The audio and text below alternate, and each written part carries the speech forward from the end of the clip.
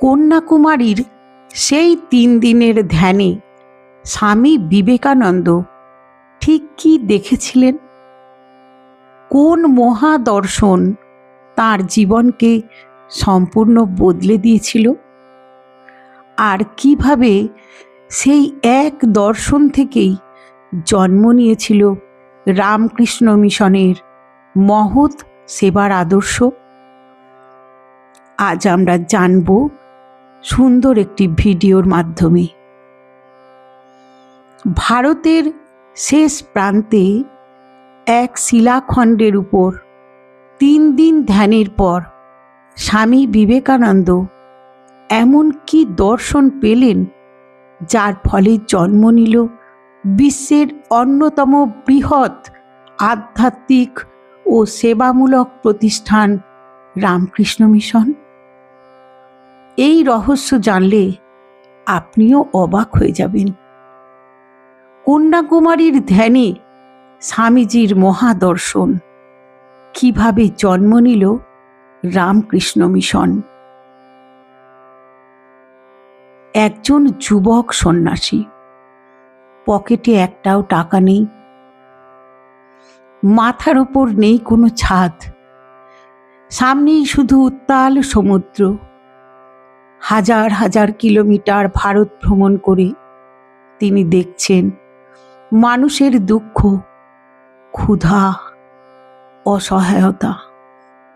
কিন্তু তারপর ভারতের শেষ প্রান্তে কন্যাকুমারীর সমুদ্রের মাঝে একটি শিলাখণ্ডে টানা 3 দিন ধ্যান করার পর তিনি এমন এক দর্শন লাভ করলেন, যা শুধু তাঁর জীবনই নয়, বদলে দিল ভারতের ভবিষ্যৎ। সেই দর্শনের ফলেই জন্ম নিল রামকৃষ্ণ মিশন। কিন্তু কি ছিল সেই দর্শন? স্বামী বিবেকানন্দ কি দেখেছিলেন সেই ধ্যানে? আজ আমরা জানব সেই বিস্ময়কর ইতিহাস, যা অনেকেই জানেন না। 1886 সালে যখন শ্রী শ্রী ঠাকুর রামকৃষ্ণ সমাধি লাভ করলেন, স্বামীজির হৃদয় ভেঙে গেল। ঠাকুর চলে যাওয়ার পর তরুণ নরেন্দ্রনাথ হয়ে উঠলেন স্বামী বিবেকানন্দ। তিনি শুধু বইয়ের জ্ঞান নিয়ে বসে থাকলেন না, বেরিয়ে পড়লেন সমগ্র ভারত ভ্রমণে। হিমালয় থেকে রাজস্থান, গুজরাট থেকে দক্ষিণ ভারত। তিনি দেখলেন দেশের মানুষ ক্ষুধার্ত, অশিক্ষা সর্বত্র, দারিদ্র মানুষের জীবন গ্রাস করছে। ধর্ম আছে কিন্তু শক্তি নেই, মন্দির আছে কিন্তু মানুষের মুখে অন্ন নেই। এসব দেখেই স্বামীজির মন কেঁদে উঠল। যেখানেই যাচ্ছেন কেউ ক্ষুধার্ত, কেউ অসহায়, কেউ জাতিভেদের অত্যাচারে জর্জরিত। একদিন তিনি বলেছিলেন, খালি পেটে ধর্ম হয় না। এই কথার মধ্যে লুকিয়েছিল তাঁর হৃদয়ের যন্ত্রণা। তিনি বুঝতে পারছিলেন ভারতের জন্য কিছু একটা করতেই হবে।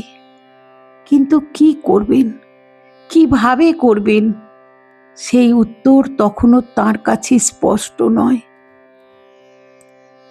তখনই কন্যাকুমারীতে আগমন। 1892 সালের ডিসেম্বর মাস। স্বামীজি পৌঁছালেন কন্যাকুমারীতে।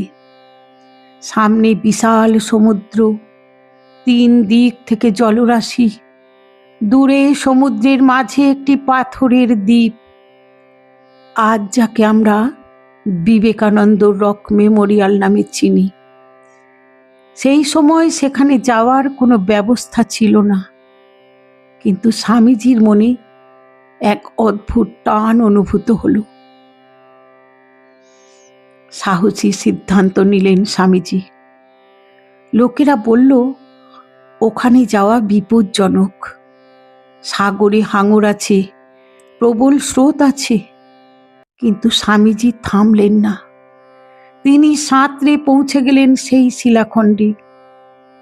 আর শুরু হলো ইতিহাসের এক অসাধারণ অধ্যায়। সেই পাথরের ওপর বসে স্বামীজি টানা 3 দিন ধ্যান করলেন।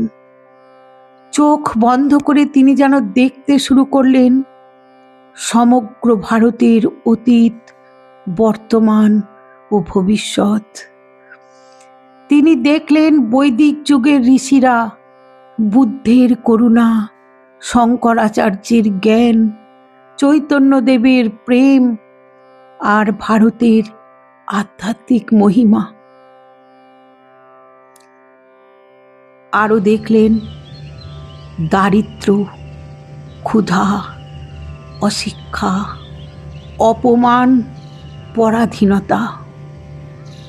তিনি যেন কোটি কোটি মানুষের কান্না শুনতে পেলেন। তাঁর হৃদয় বিদীর্ণ হয়ে গেল। ধ্যানে তিনি কি উপলব্ধি করলেন? তখনই ঘটল জীবনের সবচেয়ে বড় পরিবর্তন। তিনি উপলব্ধি করলেন ভারতের পুনর্জাগরণ শুধু বক্তৃতা দিয়ে হবে না, শুধু মন্দির নির্মাণ করে হবে না, শুধু ব্যক্তিগত মুক্তি খুঁজে হবে না, মানুষের সেবা করতে হবে, দরিদ্রের মধ্যে ঈশ্বরকে দেখতে হবে। স্বামী বিবেকানন্দ নতুন বাণী দিলেন, জীবে প্রেম করে যেই জন, সেই জন সেবিছে ঈশ্বর। কন্যাকুমারীর ধ্যানে স্বামীজির এই বাণী হৃদয়ে আগুনের মতো জ্বলে উঠল। তিনি বুঝলেন মানুষের সেবাই হবে তাঁর জীবনের ব্রত। সেই শিলাখণ্ডে বসেই জন্ম নিল এক নতুন চিন্তা। এক দল সন্ন্যাসী থাকবে, কিন্তু তারা শুধু ধ্যান করবে না, তারা স্কুল গড়বে, হাসপাতাল গড়বে, দুর্যোগে মানুষের পাশে দাঁড়াবে। ধর্ম ও সেবাকে একসাথে নিয়ে চলবে। এবার স্বামীজি সিদ্ধান্ত নিলেন বিদেশ যাত্রা করবেন। কন্যাকুমারীর ধ্যানের পর স্বামীজি বুঝলেন ভারতকে জাগাতে হলে শক্তি দরকার, সাহায্য দরকার। তাই তিনি পশ্চিমে যাওয়ার সিদ্ধান্ত নিলেন। 1853 সালে শিকাগোর বিশ্ব ধর্ম মহাসভায় তার ঐতিহাসিক বক্তৃতা সবাই আমরা জানি, ইতিহাস গড়েছিল। 1897 সালে স্বামী বিবেকানন্দ প্রতিষ্ঠা করলেন রামকৃষ্ণ মিশন। এই প্রতিষ্ঠানের মূল মন্ত্র আত্মনোমোক্ষার্থং জগদ্ধিতায় চ, অর্থাৎ নিজের মুক্তি এবং বিশ্বের কল্যাণ। আজও পৃথিবীর বহু দেশে রামকৃষ্ণ মিশন শিক্ষা, স্বাস্থ্য ও মানব সেবার কাজ করে চলেছে। ভাবুন, যদি সেই দিন স্বামীজি কন্যাকুমারীর সেই শিলাখণ্ডে না যেতেন, যদি তিনি সেই ধ্যান না করতেন, তাহলে হয়তো ইতিহাস অন্যরকম হতো।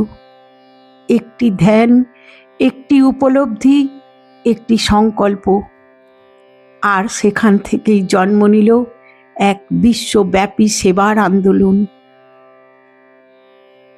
বন্ধুরা, স্বামী বিবেকানন্দের কন্যাকুমারী ধ্যানের এই ঘটনা আপনাদের কতটা অনুপ্রাণিত করল কমেন্টে অবশ্যই লিখুন। ভিডিওটি ভালো লাগলে লাইক ও শেয়ার করুন, যাতে আরও মানুষ স্বামীজির এই মহান আদর্শ জানতে পারেন। আর সাবস্ক্রাইব করতে ভুলবেন না।